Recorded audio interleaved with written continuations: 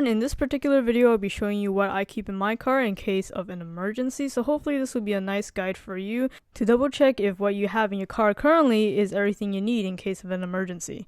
Now I do plan on making another video including all the practical items I keep in my car, not just the emergency ones, so make sure you subscribe if you want to see that video. But what I define as an emergency situation is if you are stranded on the side of the road because of a car issue or maybe a weather related incident. That's what I consider as an emergency, and these items I'm going to show you in this video will hopefully help mitigate that and also help you get out of that situation as soon as possible.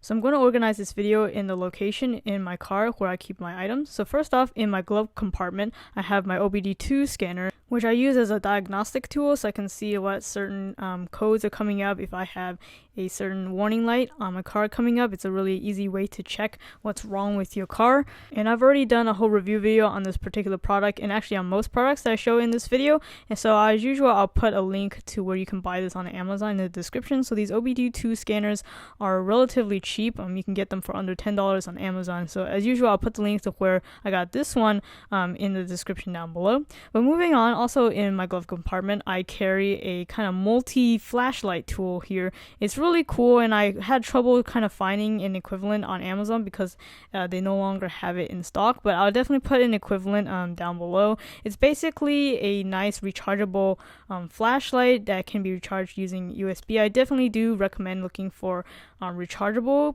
type flashlights as opposed to ones that require batteries, just because that way they last longer. It's a multi-tool because it also has a seatbelt cutter, so if you don't want to get a flashlight with a seatbelt cutter built in, I would recommend this to also have a seatbelt cutter. And then this one also has a built-in window breaker as well. So seatbelt cutter and window breaker are definitely two items you want to keep at an arm's reach so you can get them in case you had to get out of the vehicle really quickly. And then these next few items you should always keep in your car because of legal and obvious reasons, and that is your car insurance, your car registration, any kind of vehicle warranty, so you can easily pull that up. If your vehicle breaks down, you can easily save some money on that if you have like free towing, for example. And then lastly, of course, you want to keep your owner's manual in your glove compartment at all times too.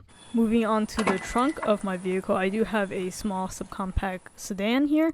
So my spare tire and jack and associated tools are actually hidden underneath the floorboard of the trunk, as you can see here. Most sedans, I would think, are also including it here.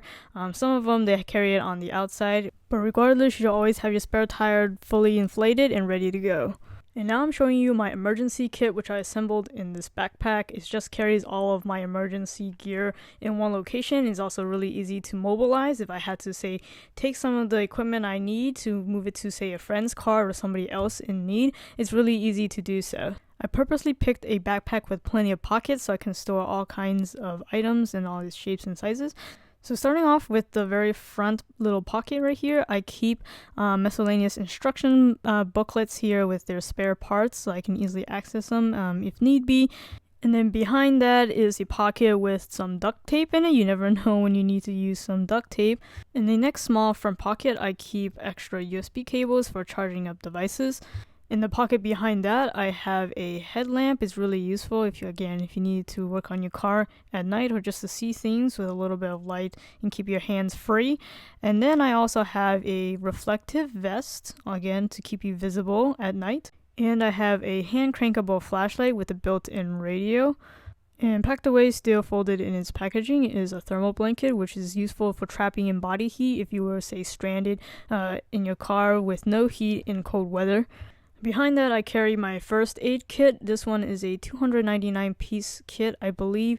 I have already done a review video on this as well. And again, I'll put the link in the description so you guys can pick up this one. It contains all the usual stuff that you need with gauze, bandages, disinfectant, all that.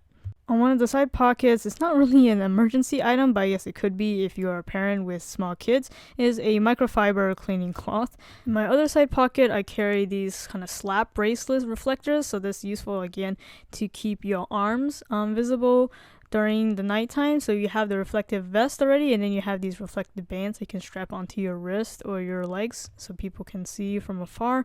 And then the other pocket contains a pretty cool electronic lantern. I also did a whole video on this one. It's really interesting because it has magnets on one end, so you can actually place it on, say, the hood of your car to provide light while you're working on your car.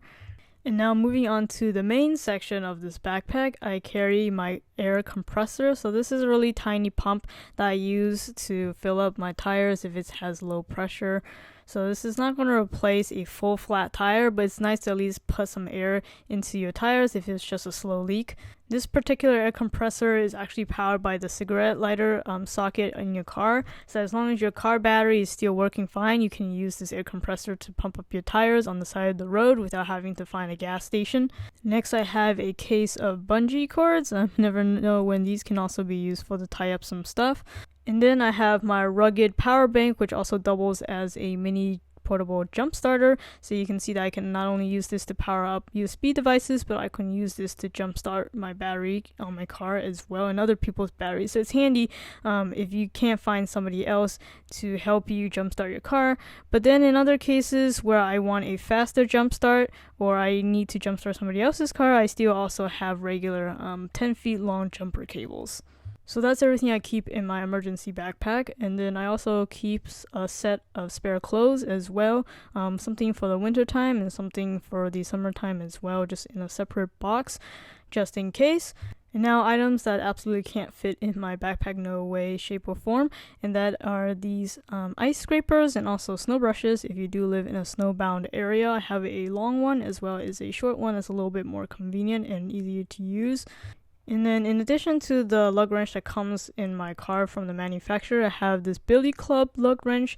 It's a nice hybrid. I did a whole video review on it. It's really interesting. It's much longer than the one that comes with my car, so it provides a lot better torque and leverage that is required to loosen up some of those rusty lug nuts. And finally, the last item I keep in my trunk for emergencies is this collapsible shovel. Really handy to have to dig your car out of ice or snow in a pinch, or even if you got stuck in a ditch or something, you can dig away some mud with this compact shovel. So there you have it, guys. This is all the things I carry in my car at all times in case of an emergency. I have on the screen right now listed by section in which I keep the materials, all the items I have shown in this video. And again, I'll be having product links for the ones shown in this video or an equivalent of what I have, so you can purchase this for yourself if you're missing a couple items. Once again, stay tuned to my channel so you can see my upcoming video of what else I keep in my car for practical purposes in addition to my emergency items. If you have any suggestions for other people to help them out, you can leave it in the comment section below of other things you may want to keep in your car in case of an emergency.